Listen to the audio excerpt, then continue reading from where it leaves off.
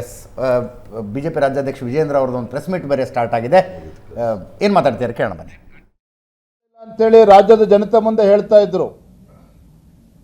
ಯಾವ ಮುಖ್ಯಮಂತ್ರಿಗಳು ಸಿದ್ದರಾಮಯ್ಯನವರು ರಾಜ್ಯಪಾಲರು ದೆಹಲಿಯ ಕೈಬೊಂಬೆ ಆಗಿ ವರ್ತನೆ ಮಾಡ್ತಾ ಇದ್ದಾರೆ ಅನ್ನುವ ಆರೋಪವನ್ನು ರಾಜ್ಯಪಾಲರ ಮೇಲೆ ಮಾಡ್ತಾ ಇದ್ರು. ಇವತ್ತು ಆ ಸಿದ್ದರಾಮಯ್ಯನವರು ಇವತ್ತು ತಮ್ಮ ನಿವೇಶನಗಳನ್ನು ವಾಪಸ್ ಕೊಡ್ತೇವೆ ಅಂತಕ್ಕಂಥ ನಿರ್ಧಾರ ಕೈಗೊಂಡಿದ್ದಾರೆ ಅಂತ ಹೇಳಿದ್ರೆ ಎಲ್ಲೋ ಒಂದು ಕಡೆ ಈ ಕಾನೂನಿನ ಕುಣಿಕೆಯಿಂದ ಪಾರಾಗಬೇಕು, only to escape from the legal hurdle, ಮತ್ತು ರಾಜಕೀಯವಾಗಿ ಸಿಂಪತಿಯನ್ನು ಪಡೆದುಕೊಳ್ಬೇಕು, ಮತ್ತು ತಮ್ಮ ಸ್ವಪಕ್ಷದಲ್ಲಿ ಅವತ್ತೇನೋ ತೊಡೆ ತಟ್ಟೋದಕ್ಕೆ ತಯಾರಾಗಿದ್ದಾರೆ. ಯಾಕೆಂತೇಳಿ ಸೈಟನ್ನು ವಾಪಸ್ ಕೊಡ್ತೀವಿ ಅಂತೇಳಿ ನಿರ್ಧಾರ ಮಾಡಿದ್ದಾರೆ ಅಂತ ಹೇಳಿದ್ರೆ ಸಿದ್ದರಾಮಯ್ಯನವರು ತಪ್ಪು ಮಾಡಿದ್ದೇವೆ ಅನ್ನೋದನ್ನು ಅಧಿಕೃತವಾಗಿ ಒಪ್ಕೊಂಡಂತಾಗಿದೆ. ಯಾವ ಮುಖ್ಯಮಂತ್ರಿಗಳು ಸಿದ್ದರಾಮಯ್ಯನವರು ತಪ್ಪೇ ಆಗಿಲ್ಲ ಅಂತ ಹೇಳಿದ್ರು, ನಿನ್ನೆಯವರ ನಿರ್ಧಾರದಿಂದ ತಪ್ಪಾಗಿದೆ ಅಂತ ಅನ್ನೋದನ್ನು ಒಪ್ಕೊಂಡಿದ್ದಾರೆ. ಇದು ಎಲ್ಲವೂ ಕೂಡ ಇದರಿಂದ ಬಹಿರಂಗ ಆಗಿದೆ. ಹಾಗಾಗಿ ಎಲ್ಲೋ ಒಂದು ಕಡೆ ಇಟ್ಸ್ ಅ ಪೊಲಿಟಿಕಲ್ ಡ್ರಾಮಾ. ನಿವೇಶನಗಳನ್ನು ವಾಪಸ್ ಕೊಡ್ತೇವೆ ಅಂತಕ್ಕಂಥ ನಿರ್ಧಾರ ಪೊಲಿಟಿಕಲ್ ಡ್ರಾಮಾ. ಪಾಪ ಸಿದ್ದರಾಮಯ್ಯನವರಿಗೆ ಮರ್ತೋಗ್ಬಿಟ್ಟಿದೆ. ಹಿಂದೆ 2011ರಲ್ಲಿ ಸಿದ್ದರಾಮಯ್ಯನವರು ಅಂದಿನ ಮುಖ್ಯಮಂತ್ರಿಗಳು ಯಡಿಯೂರಪ್ಪನವ್ರ ವಿರುದ್ಧ ಆರೋಪಗಳು ಬಂದಂಥ ಸಂದರ್ಭದಲ್ಲಿ ಒಂದು ಮಾತನ್ನು ಹೇಳಿದರು. ಇವತ್ತು ಗೌರವಾನ್ವಿತ ಮುಖ್ಯಮಂತ್ರಿಗಳಿಗೆ ಅದನ್ನು ನೆನಪು ಮಾಡಿಕೊಡೋದಕ್ಕೆ ಇಚ್ಛಪಡ್ತೇನೆ.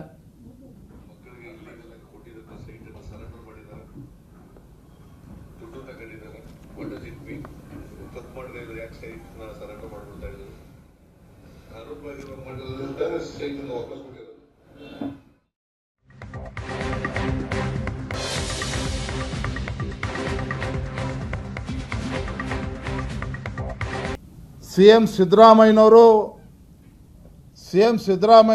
ಮುಖ್ಯಮಂತ್ರಿ ಸ್ಥಾನದಿಂದ ಇಳಿಯೋದನ್ನೇ ಕಾಂಗ್ರೆಸ್ ಪಕ್ಷದಲ್ಲಿ ಕೆಲವರು ಕಾಯ್ತಾ ಇದ್ದಾರೆ ಅನ್ನೋ ಮಾತನ್ನು ಸ್ವತಃ ಮುಖ್ಯಮಂತ್ರಿಗಳು ಸಿದ್ದರಾಮಯ್ಯನವರ ಆಪ್ತರಾಗಿರ್ತಕ್ಕಂಥ ಮಹದೇವಪ್ಪನವರು ಹೇಳಿದ್ದಾರೆ. ಅದಕ್ಕೆ ಮುಂಚಿತವಾಗಿ ಮಲ್ಲಿಕಾರ್ಜುನ್ ಖರ್ಗೆ ಅವರು ಬೆಂಗಳೂರಿಗೆ ಬಂದಂಥ ಸಂದರ್ಭದಲ್ಲಿ ಅವ್ರು ಹೇಳಿದ್ದಾರೆ, ಸಿದ್ದರಾಮಯ್ಯನವರು ಇವತ್ತು ಇರ್ತಾರೆ, ನಾಳೆ ಹೋಗ್ತಾರೆ. ಅಂದರೆ ಮುನ್ಸೂಚನೆಯನ್ನು ಈಗಾಗಲೇ ಕಾಂಗ್ರೆಸ್ ಪಕ್ಷದ ರಾಷ್ಟ್ರೀಯ ಅಧ್ಯಕ್ಷ ಆಗಿರ್ತಕ್ಕಂಥ ಮಲ್ಲಿಕಾರ್ಜುನ್ ಖರ್ಗೆ ಅವರು ಈಗಾಗಲೇ ನೀಡಿದ್ದಾರೆ. ಮತ್ತೊಂದು ಕಡೆ ಪಾಪ DK ಶಿವಕುಮಾರ್ ಅವರು ಮುಂದಿನ 10 ವರ್ಷಗಳ ಕಾಲ ಸಿದ್ದರಾಮಯ್ಯನವರೇ ಮುಖ್ಯಮಂತ್ರಿ ಆಗಿರ್ತಾರೆ ಅಂತ ಹೇಳಿದರು.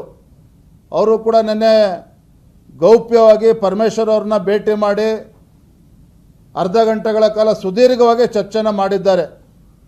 ನನಗಿರ್ತಕ್ಕಂಥ ಮಾಹಿತಿ ಪ್ರಕಾರ DK ಶಿವಕುಮಾರ್ ಅವರು, ಪರಮೇಶ್ವರ್ ಅವರು ಎನಫ್ ಇಸ್ ಎನಫ್, ಇನ್ನೂ ಕೂಡ ಸಿದ್ದರಾಮಯ್ಯನವ್ರನ್ನ ಡಿಫೆಂಡ್ ಮಾಡ್ಕೊಳ್ಳೋದಕ್ಕೆ ಸಾಧ್ಯ ಇಲ್ಲ, ಕಷ್ಟ ಆಗ್ತಾ ಇದೆ, ಪಕ್ಷಕ್ಕೂ ಕೂಡ ಮುಜುಗರ ಆಗ್ತಾ ಇದೆ, ಎಷ್ಟು ಬೇಗ ಸಿದ್ದರಾಮಯ್ಯನವರು ರಾಜೀನಾಮೆ ಕೊಡ್ತಾರೋ ಅಷ್ಟು ಒಳ್ಳೆಯದು ಅನ್ನೋ ವಿಚಾರವನ್ನು ಚರ್ಚೆ ಆಗಿದೆ ಅನ್ನುವ ಮಾಹಿತಿ ಕೂಡ ನಮಗೆ ಬರ್ತಾ ಇರ್ತಕ್ಕಂಥದ್ದು.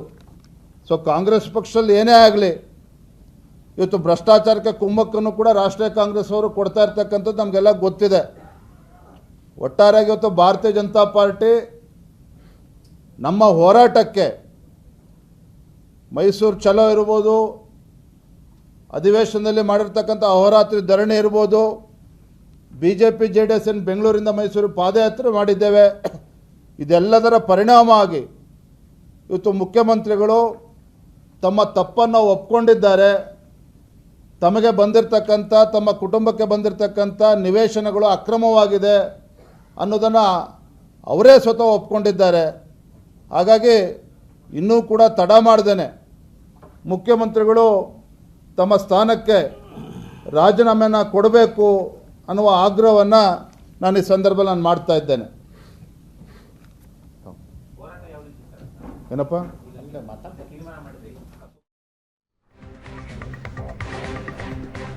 ಬಿಜೆಪಿ ರಾಜ್ಯಾಧ್ಯಕ್ಷ ವಿಜಯೇಂದ್ರ ಮುಖ್ಯಮಂತ್ರಿಗಳ ರಾಜೀನಾಮೆಗೆ ಆಗ್ರಹಿಸ್ತಾ ಇದ್ದಾರೆ. ತಕ್ಷಣ ರಾಜೀನಾಮೆ ಕೊಡಿ. ಈ ಮಧ್ಯದಲ್ಲಿ ಮುಖ್ಯಮಂತ್ರಿಗಳ ಪುತ್ರ ಯತೀಂದ್ರ ಮೂಡಾಗೆ ತಮ್ಮ ತಾಯಿಯ ಪತ್ರವನ್ನು ಲಗತ್ತಿಸಿ ಇನ್ನೊಂದು ಪತ್ರ ಬರೆದಿದ್ದಾರೆ ಅನ್ನೋ ಮಾಹಿತಿ.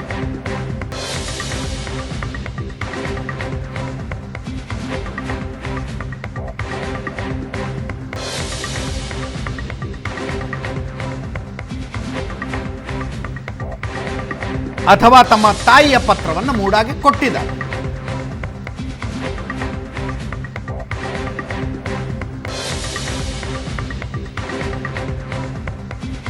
ತಾಯಿಯ ಪತ್ರವನ್ನ ಮೂಡಾಕ್ಕೆ ತಲುಪಿಸಿದವರು ಯತೀಂದ್ರ.